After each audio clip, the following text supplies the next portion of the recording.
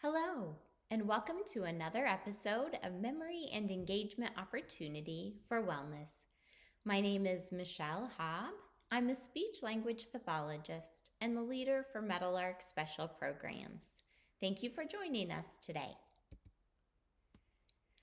I would encourage you to grab a paper or a journal, as well as a pen or pencil. We will have the opportunity to do some writing, or at least write down some prompts for you to do additional writing later today or in the future. The purpose of this opportunity today is to work on the following. One is breath work. This will give us the ability to be able to do some centering and focusing, which will hopefully improve our ability to do the brain exercises and focus. That will lead us into some engagement and attending opportunities in which we will be exercising our brain.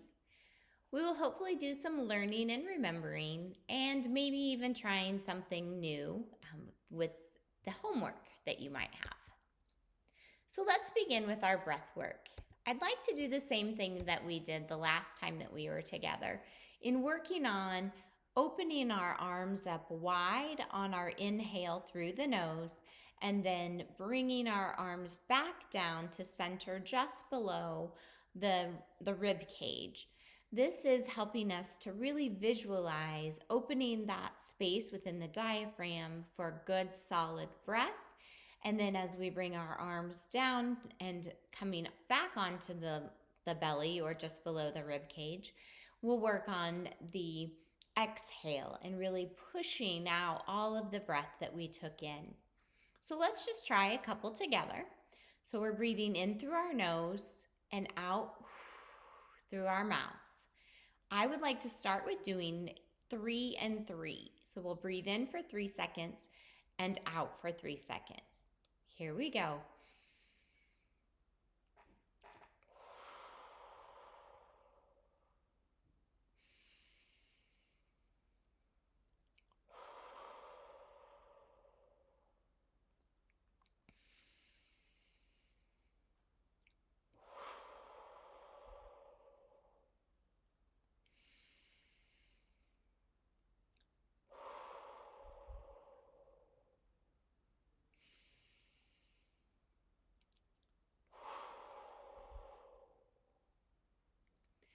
Okay, so hopefully you were able to really feel that rise and fall, that push and pull, if you will, of the diaphragm during that breathing exercise. The other thing that you can do if you want to take a little more time for this, and you can jot this down in your journal or on your piece of paper, is to increase that duration of your exhale. So you would be breathing in for 3 seconds and then exhaling for 6 seconds. That's really working on that focused and controlled breath.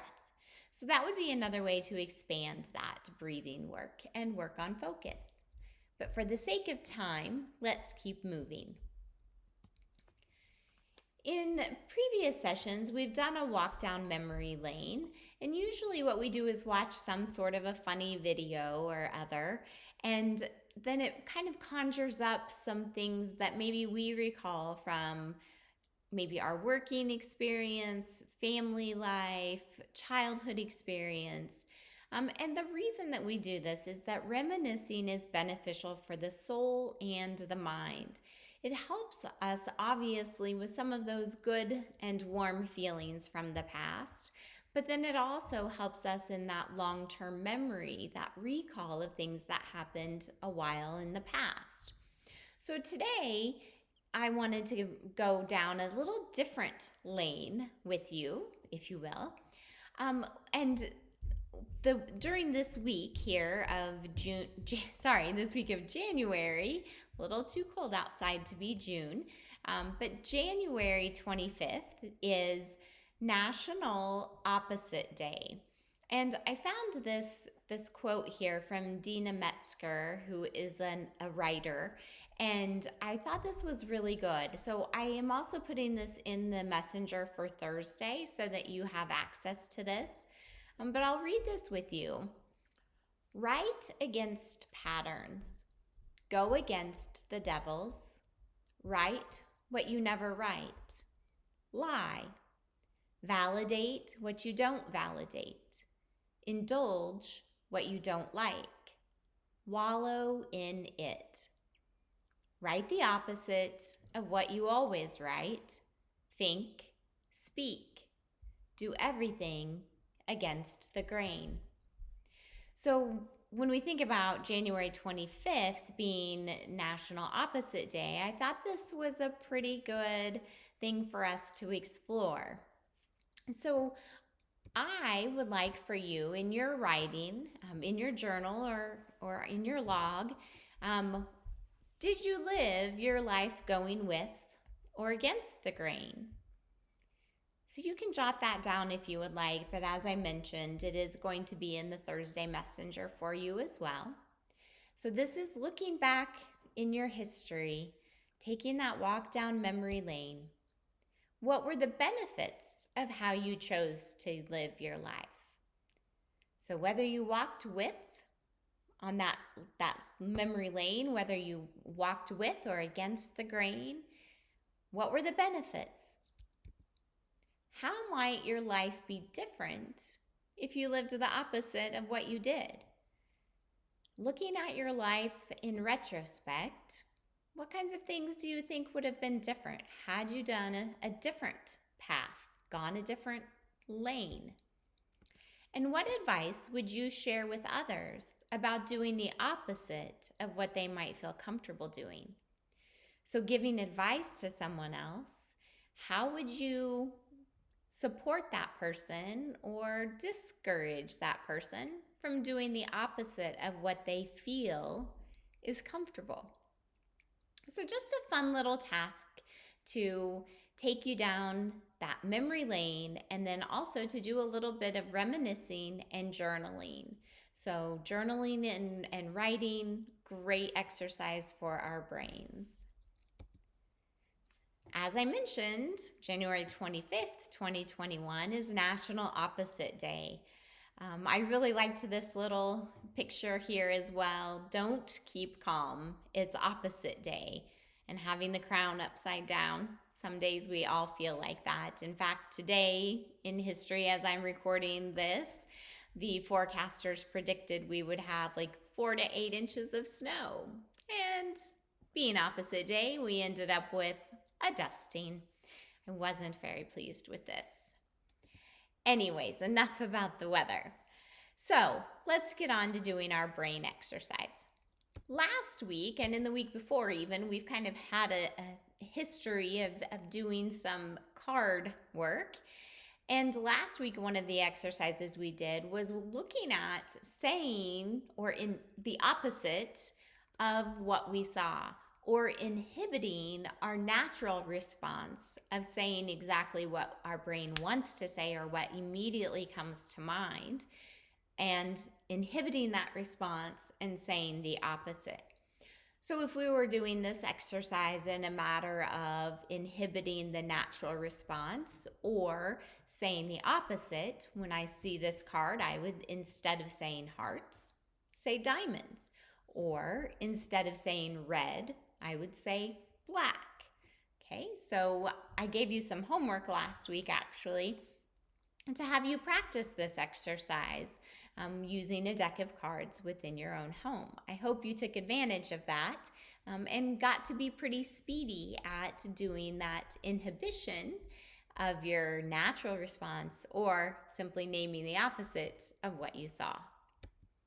So let's continue on today. We're going to do some quick naming.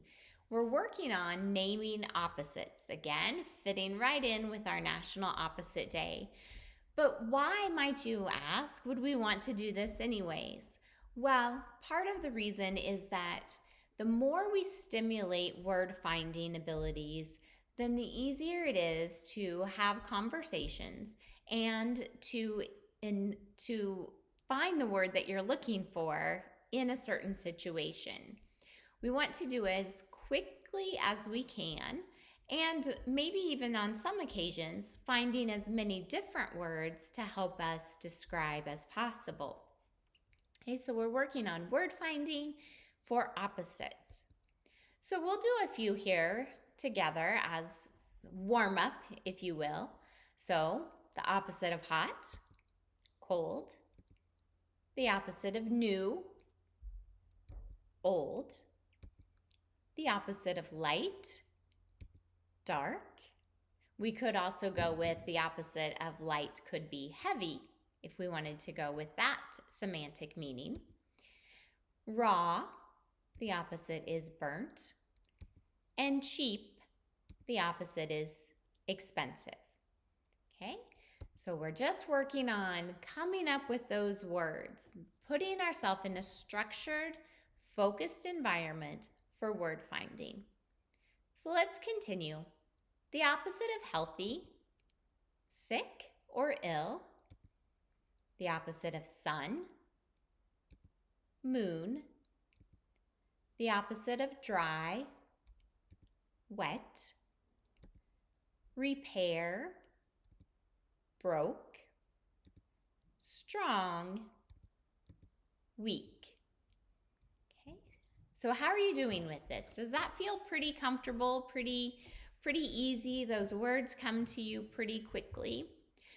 One of the things that's good about working on opposites is that it also helps us just with that automatic response. Okay, so some of these things should be more automatic than maybe even coming up with another word that means the same thing.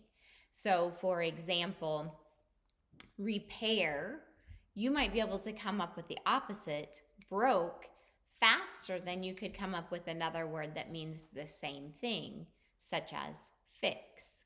Okay, so that will be part of another opportunity too, where we can go back and look at these words and not only come up with the opposites, but also come up with a word that means the same thing. Okay, so let's keep going with our opposites though. So autumn, spring, attic, cellar, ascent, descent, satisfy, annoy. So I decided to go ahead and pause this one for a little bit more. I should be going a little slower for you, as some of these you could come up with a couple of different terms, or they may just cause you to think just a little bit longer. Plant, harvest. Okay. Also, when we think about attic, we could also have what other word? Maybe basement might be another word we could use there. Okay, so let's continue with naming our opposites. Cruel, humane, ignore, notice. None of us would like to be ignored. We would all like to be noticed, unless we're doing something we shouldn't be doing. Then we might want to stay in that ignored space. How about natural? Synthetic, or another one might be artificial. How about destroy? Create or build, maybe even form. How about intentional? An opposite word of intentional. Accidental. Okay, let's keep going. We've got a few more here. For, amuse. That's one of my favorite ones. Hopeful, desperate, foreign, domestic, approximately, exactly, occupied, vacant. Okay. All right, how about negative? affirmative. We could also use positive here. Distant. Adjacent. Graceful. Awkward. Specific. General. Probable. Certain. Again, the forecasters, not so certain. I think this is our last page here. How about vowel? What's the opposite of vowel? Consonant. Sharp. Blunt. Cowardly. Bravely. Now on this one, I would like to say if we took away the adjective component of this and just had the word coward, what might the opposite of coward be? Hero. So there we can look at, okay, when we go back and look at some of our words from the messenger, could we change some of them into a different part of speech and then come up with more words as well? Common. Exceptional. Commence. End. I thought that was a pretty good way to end that part of our brain exercise. So, in conclusion, I am keeping this session a little bit shorter because I'm hopeful that you will grab that paper and pen and do some writing. I also hope that you will stay connected. We are still working on that social distancing, but by no means does that infer that you must be socially disconnected from others. Call, write, text, reach out virtually and connect. Move every day, multiple times a day. Get up every 20 minutes or so. Set a timer. Make your body move. Even if you're unable to physically move around the space very well, you can even just march in place, do calf raises, do bicep curls. Make your body move multiple times a day. And lastly, I really want you to work on trying to talk or write in opposites for an entire conversation. This might be a really fun way to confuse one of your grandchildren or your children even, to call them up. Great way to stay connected as well, and start talking in opposites. And when they first answer and they say hello, instead of saying hello, you say goodbye. But try being opposite, using those words in an opposite meaning, and see how long it takes them to figure out what you are doing. So I hope you enjoyed this little brain exercise today. The other part that I forgot to mention was that I would like you also, for all those brain exercise words, let me go back to those. So going back to these, see if you can come up with not only the opposite word, but another word, a synonym for each of these. Okay, so for example, sharp could be pointed, right?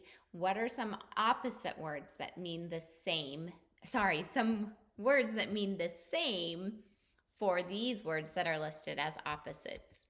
So as I mentioned, I will put those words in the messenger for you as well.